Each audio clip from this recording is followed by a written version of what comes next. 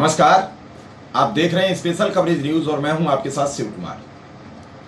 देश के प्रख्यात वकील, पूर्व केंद्रीय मंत्री, मौजूदा राज्यसभा सांसद कपिल सिब्बल ने एक प्रेस कॉन्फ्रेंस करके इस देश में एक नई सनसनी पैदा कर दी। उन्होंने पूछा, क्या सांसद जो अब संसद सत्र में जाएंगे, जो मानसून सत्र 20 जुलाई से शुरू होगा, क्या वो उसमें अपनी नैतिक जिम्मेदारी का निर्वहन करते हैं?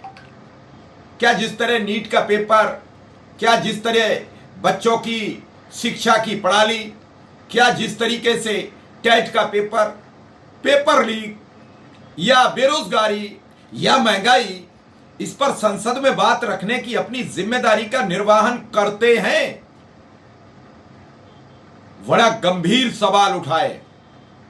और अगर वास्तविक आप अपने निर्वाचित मतों से जीत कर आए हैं, वो वोट उस लोकसभा क्षेत्र के जनता ने दिया है, क्या उस जनता की नैतिक जिम्मेदारी सदन में आप उठा पा रहे हो? क्या लोकसभा में आप सवाल कर पा रहे हो? क्या राज्यसभा में सवाल कर पा रहे हो? और नहीं कर पा रहे हो तो फिर आप अपना दायित्व तो नहीं निभा रहे हो सकता है आप सत्ताधारी दल के सांसद हो, लेकिन नीट का पेपर जो लीक हुआ है वो सत्ताधारी दल के बच्चों का भी हुआ है। वो ऐसा नहीं है केवल विपक्ष में शामिल लोगों के बच्चों का पेपर लीक हुआ हो, वो सत्ता में शामिल उन सभी वोटरों के बच्चों का हुआ है जो बीजेपी के प्रबल समर्थक हैं। इस मुद्दे पर उन्होंने सही लताड़ लगाई है। आप सुनिए उनकी ये पूरी प्रेस कॉन्फ्रेंस। और उससे पहले आपसे गुजारिश है, चैनल को सब्सक्राइब करें, बेल आइकन बटन दबाएं, ताकि मेरी ये बिल्कुल निष्पक्ष और बेबाक खबरें आप तक पहुंचे। आज शनिवार के दिन देश के सामने कई मुद्दे खड़े हैं और विस्तार से उनके बारे में चर्चा करेंगे। अभी हाल ही में मैंने प्रेस कॉन्फ्रेंस की थी और आपको मैंने बताया था कि किस तरह से जब भी कोई अनशन पे जाता है तो सरकार को एक सिविलाइज्ड रवैया अपनाना चाहिए। और प्रधानमंत्री जी हमेशा संवाद की बात करते हैं, हमेशा कहते हैं कि बाहर जाकर, ख़ास तौर पे जब बाहर जाते हैं तो हमारे लोकतंत्र की बात करते हैं कि कितना मजबूत लोकतंत्र है हमारा और कितनी डाइवर्सिटी है इस देश में, जिसकी चर्चा बाहर जाके करते हैं, लेकिन यहाँ तो यूनिफॉर्मिटी लगाने की कोशिश करते हैं हर चीज़ में। कोई अनशन पे जाएगा तो बातचीत नहीं करेंगे, कोई पार्लियामेंट में कोई बिल लाएगा तो उससे पहले बातचीत नहीं करेंगे, बिल को सर्कुलेट नहीं करेंगे। जब वांगचू जी अनशन पे गए थे और 19 दिन हो चुके थे तो इनको क्या तकलीफ थी कि उनके पास किसी को भेज के बातचीत करें उनसे कि तकलीफ है क्या, प्रॉब्लम है क्या? इनको चाहिए कि ये मानते हैं कि भाई पेपर लीक होने चाहिए? ये इनकी सोच है।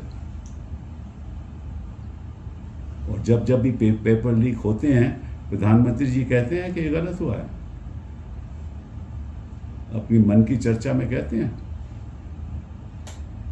ये तो एक युवाओं के खिलाफ, समझ लीजिए, एक किस्म की साजिश है कि पेपर लीक करो और जिनको लीक किए हैं वो उनको नौकरियां मिलेंगी, वो पास हो जाएंगे, उनको नौकरियां मिलेंगी। और जो जिन बेचारों को उसी इम्तिहान देना पड़ता है वो क्या करेंगे?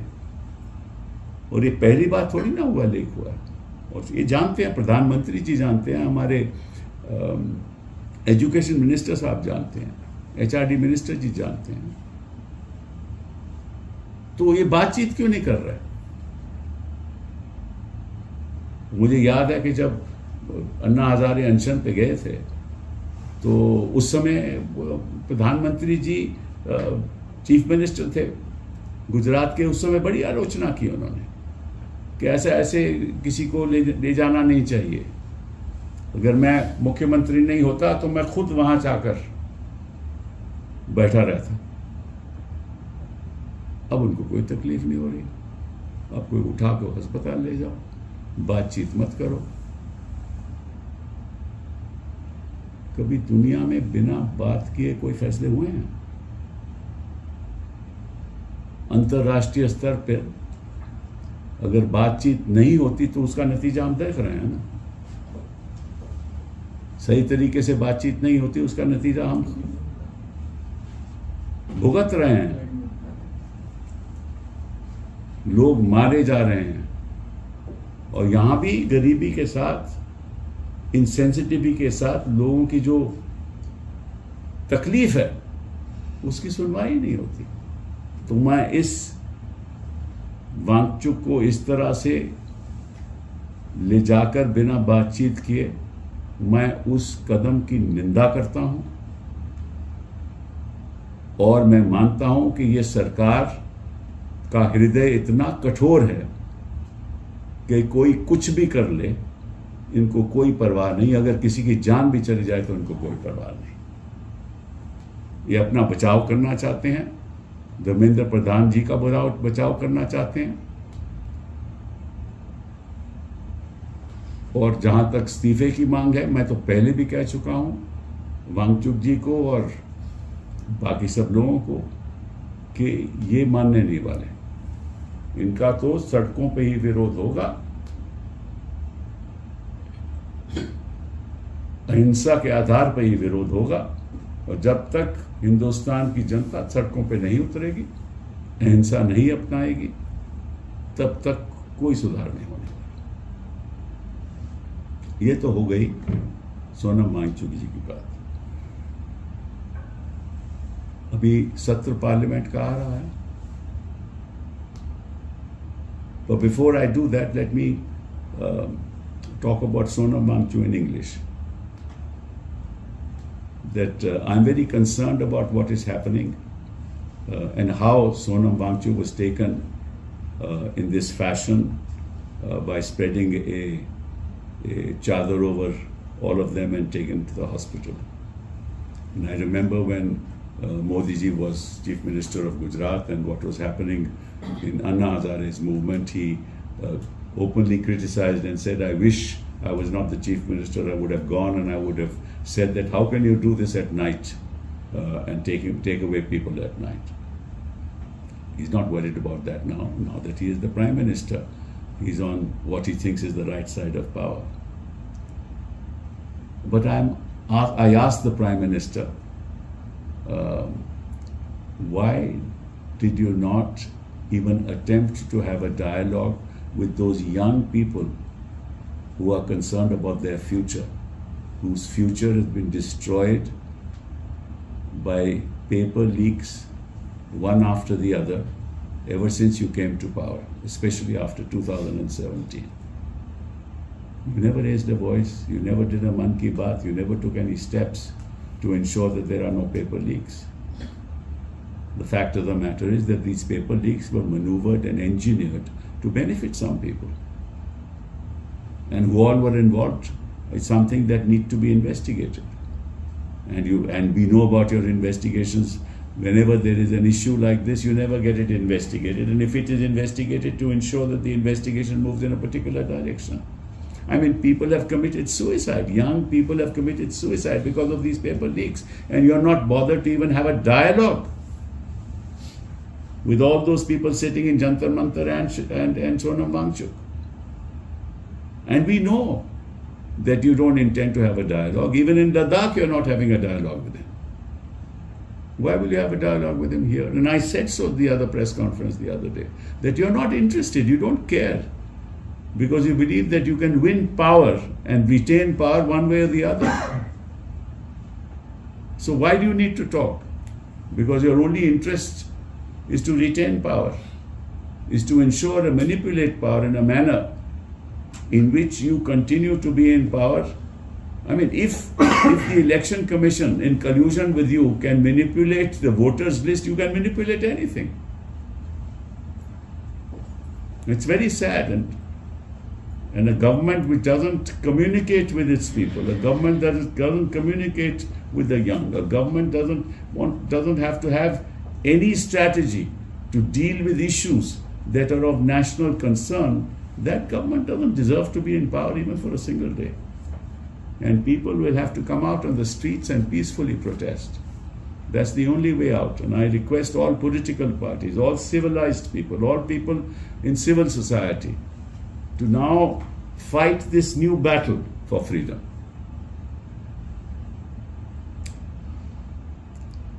अब सत्र आने वाला है 20 तारीख को पहला दिन है सत्र का, इस पार्लियामेंट सेशन का।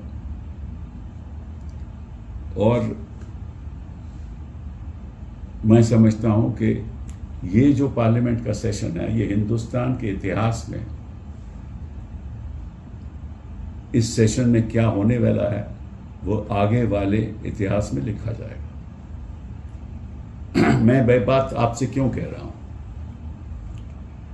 आपने हाल ही में घटनाएं जो हिंदुस्तान की राजनीति में हुई उसके बारे में आपने पढ़ा भी, लोगों ने लिखा भी, उसकी चर्चा भी हुई। ये जो भाजपा है ये खरीदो फरोख्त क्यों कर रही है? मतलब कि 20 टीएमसी के सांसद,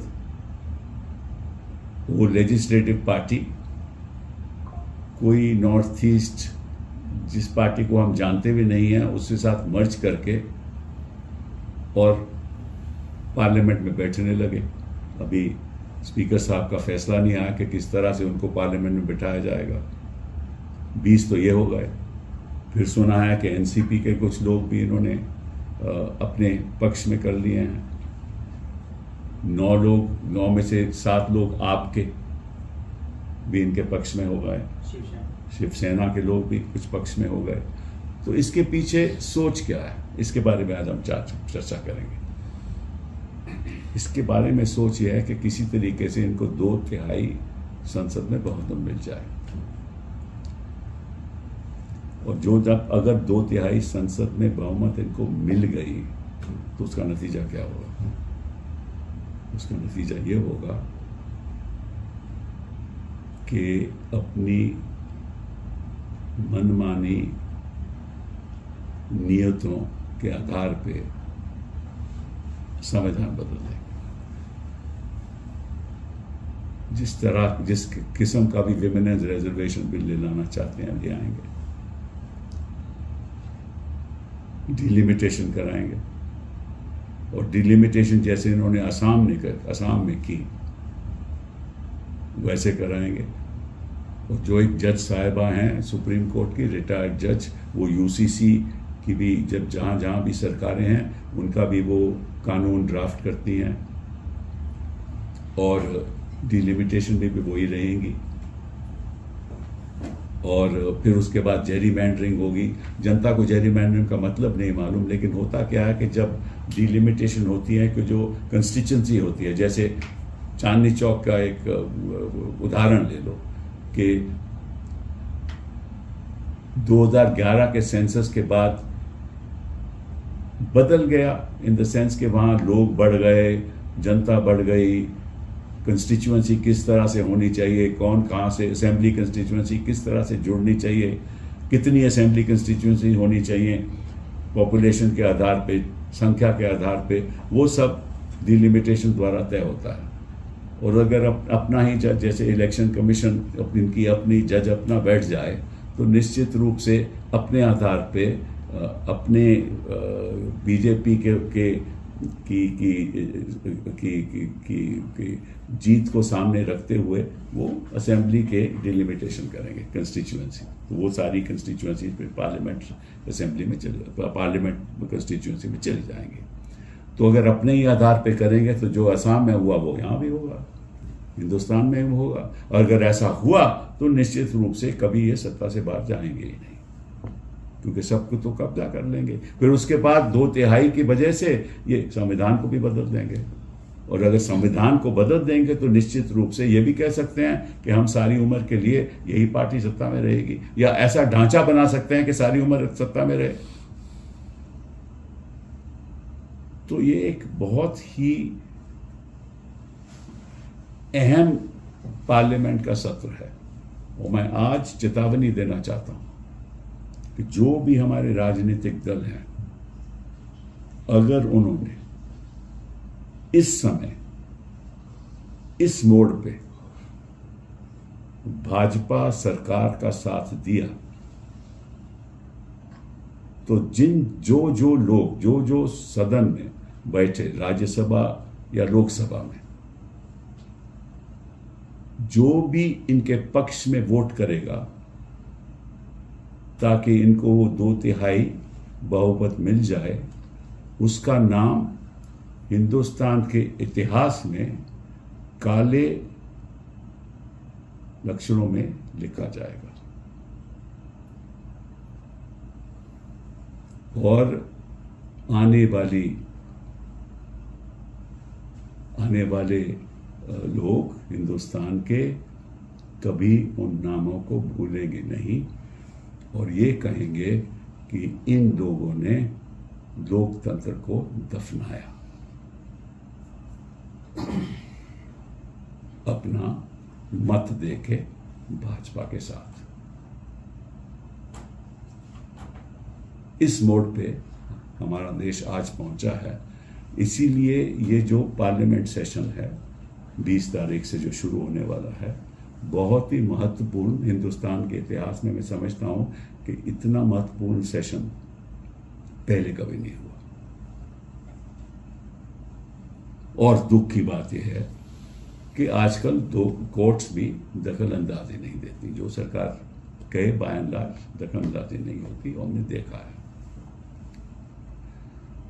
तो मैं आग्रह करूंगा राजनीतिक दलों से कि कुछ भी हो जाए,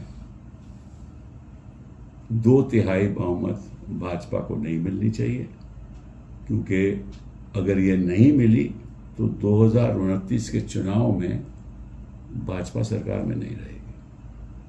और अगर मिल गई तो 2029 और उसके बाद आप कभी सत्ता में आएंगे नहीं। इस सेशन का ये महत्व है। I want to mention at this point in time how important this session of Parliament is, which starts on the 20th of this month.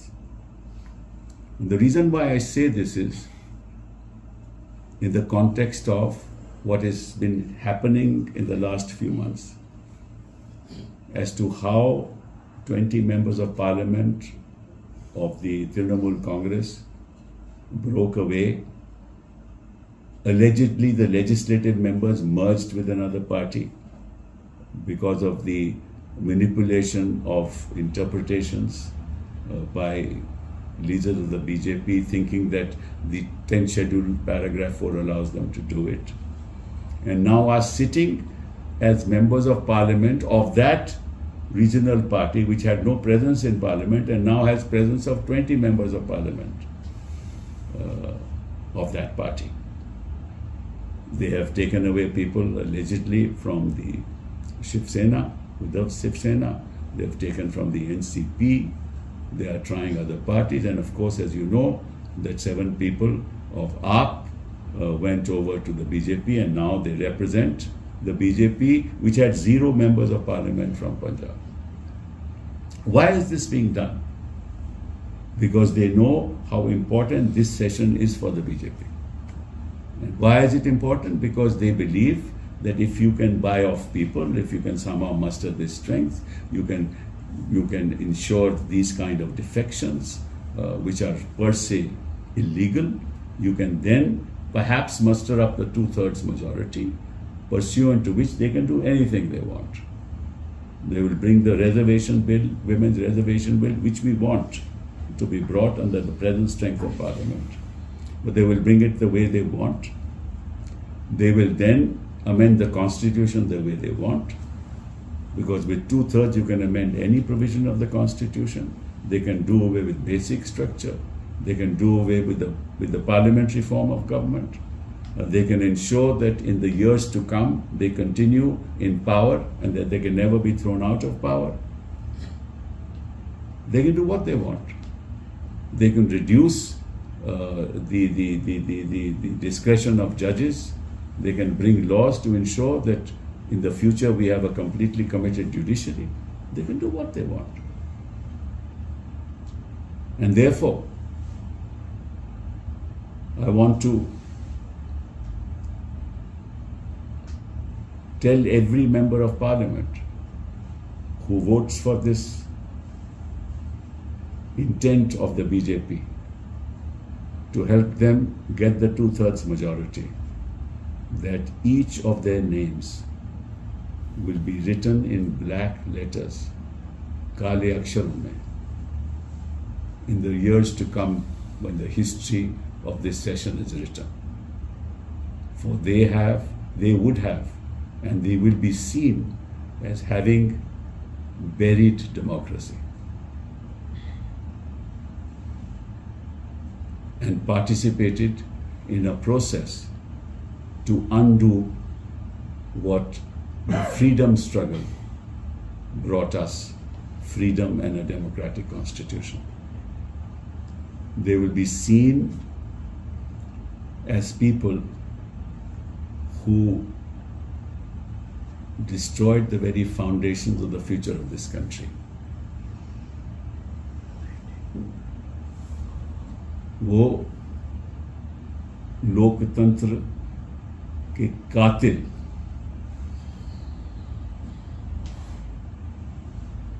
माने जाएंगे. And therefore I request political parties to come together to ensure individual members of parliament to listen to their conscience and don't play a game that will allow the BJP to have a free run, because if the 2/3 is not obtained, they cannot manage it, then 2029 the BJP will not be in power. And if the 2/3 they are able to manage because of the collaboration of some members of parliament, then the opposition will not be in power. I therefore think that members of parliament should have a very serious should take a very serious view of what I have said and make sure that this doesn't happen. तीसरी बात जिसके बारे में मैं चर्चा करना चाहता हूं कि हाल ही में मैंने पढ़ा था तो सुप्रीम कोर्ट ने कहा है कि अगर BLO समझता है कि एक वोटर की नागरिकता पे शक है, तो जो बाकी सुविधाएं उसको मिलनी चाहिए नागरिक को, एक सिटीजन, एक नागरिक की हैसियत है, तो वो सुविधाएं नहीं जाएंगी. वो उसको मिलनी चाहिए जब तक ये फैसला नहीं होता कि वो नागरिक है या नहीं. वो फैसला केंद्र सरकार करेगी, जो उनकी जिम्मेदारी है. तो मैं पूछना चाहता हूं कि अगर ये बात है कि बाकी चीजों के लिए वो नागरिक हैं, तो फिर वोट करने के लिए नागरिक क्यों नहीं है? क्योंकि BLO ने कह दिया है कि शायद मुझे शक है, तो शक के आधार पे उनको वोट करने का हक नहीं है. पहली बात ये. और अगर दूसरी बात ये कि अगर शुभेंदु अधिकारी बयान देते हैं कि जिन जिन की नागरिकता पे शक है उनको कोई और सुविधाएं नहीं मिलेंगी, और अगर सुविधाएं नहीं मिलती तो बेचारा गरीब आदमी जाएगा क्या? सुप्रीम कोर्ट आ सकता है, कहां जाएगा? कौन वकील उसका काम करेगा? किस वकील के पास जाएगा? पैसा खर्च होता है ना. और यही बात असम की चीफ मुख्यमंत्री ने कही है कि कोई सुविधाएं नहीं मिलेंगी, और अब जहां भी बिहार में भी यही होगा. तो इस देश में हो क्या रहा है? गरीब तो गरीब है ही, तो उसको और गरीब करोगे आप, और लाचार करोगे आप. बड़े दुख की बात है कि ये हमारे यहां रहते हुए हो रहा है इस देश में. Yesterday there was some proceeding in the Supreme Court, and I only read it in the newspaper, and this is another very important issue that I want to bring to your notice. That the Supreme Court has said that even if the BLO suspects the citizenship of any particular voter, his other benefits that he is entitled to as a citizen of this country will not be taken away. Means the ration will be given, all the other facilities that he is entitled to as a citizen or he is entitled to. Those will not be taken away till a decision is taken by the central government about his being a citizen or not. So I ask this fundamental question: if for all those facilities that his rights are not taken away, why is his right to vote taken away before the decision is taken by the central government? I don't understand the logic of that. Merely because somebody suspects. So a teacher who is a BLO, if he is told or he on his own suspects, without any evidence, there is no evidence is shown, then he will not be able to vote. What kind of logic is that? And if Chief Minister like Subhendu Adhikari who's already said that all those people whose citizenship is suspect will not get any benefits under any of the schemes of the Government of India or the state government. And if that's implemented on the ground, how many people will come in contempt? How many people will move the court? How many poor people will have the means to move the court? So despite what the Supreme Court says on the ground, they will lose everything. As it is, people live in abject poverty. And now they will further be living, I don't know how. This statement has been made also by the Chief Minister of Assam, that no benefits will be given to them. Soon this will happen in Bihar. But what's happening to my country? And the last thing on foreign policy. I mean, is the US a friend of ours? That they bomb Chabahar port where we have spent millions of dollars, and they are supposed to be our allies, and the Prime Minister is quiet and giving bhashans in Punjab. I mean, what's happening? I mean, our own friends are openly hurting us. We can't say a word. We appear to be supplicants before them. They don't care. And where are we as a nation? Where is our foreign policy?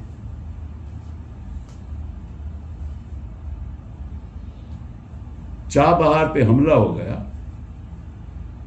वो ध्वस्त हो गया port, हमें करोड़ों रुपया को millions of dollars का नुकसान हुआ, और प्रधानमंत्री जी भाषण दे रहे हैं, और अमेरिका यूएसए हमारा दोस्त है और हम ही को नुकसान कर रहा है, हमारे ही लोग मारे जा रहे हैं, हमारे लिए जो वेसल्स हैं वहां और रूस में बैठी खड़ी हैं वो नहीं आ पाती, इनकी वजह से, हमारे दोस्त की वजह से, और हम चुप हैं और पंजाब में भाषण दिए जा रहे हैं। ये किस किस्म की कूटनीति है, किस किस्म का कि फॉरेन पॉलिसी है? बहुत दुख की बात है कि हमारा देश ऐसे लोग चला रहे हैं जिनको न फॉरेन पॉलिसी की फिक्र है, जिनको देश की जनता की फिक्र नहीं है, जिनको युवाओं की फिक्र नहीं है, जिनको आम आदमी की समस्याओं से फिक्र नहीं है, केवल एक ही फिक्र है कि 2/3 पार्लियामेंट में हासिल कर लो और उसके बाद जो मन चाहेगा करो। बहुत बहुत धन्यवाद। Sir, one thing. Sir, earlier you have asked for disqualifying this PMC MPs who have joined NCP. No, that will continue. That something will continue. Sir, आपने बीएलओ की जो बात कही कि वोट नहीं दे सकता है, बाकी अधिकार मिलने चाहिए, सरकार तय करेगी। The Madhya Pradesh Chief Minister Mohan Yadav also said that under the proposed Uniform Civil Code, only a person who has one marriage will have the legal right to reside in Madhya Pradesh. तो कुछ भी करेंगे ना भैया, कुछ भी होता है ना, कुछ भी। तो जब इनके हाथ में सत्ता है तो कुछ भी कर सकते हैं ये। इनको जनता से कुछ लेना देना थोड़ी ना है। सत्ता से इनको इतना मोह है, इतना प्यार है, क्योंकि इनको मालूम है कि जिस दिन सत्ता से गए तो इनकी मदद कौन करेगा। सर, एक अलग क्वेश्चन है। फारूक अब्दुल्ला और Omar Abdullah, they are coming to Delhi to protest for the restoration of state. Rightly so. They should protest. A statement made by the Solicitor General of India on behalf of the government that soon the status of Jammu Kashmir as a state would be restored. And obviously, Omar Abdullah has legitimate grievances that he is sidelined, even though he happens to be the chief minister, he is sidelined. What's the relevance of a chief minister who has no powers? Sir, जिस serious concern के साथ आपने delimitation bill की बात करी, तो opposition का इतना सीरियसनेस तो दिखता नहीं है। डीएमके का क्या रूप होगा अब तक क्लियर नहीं है। तो आप ऐसे ही मतलब क्यों अस्यूम कर रहे हो कि उनका क्या रूप होगा? अभी उन्होंने कुछ ऑफिशियली स्टालिन जी ने कहा है, अभी तो बाहर से आया, वो चर्चा होगी फिर वो बताएंगे आपको। मैं तो एक चेतावनी दे रहा हूं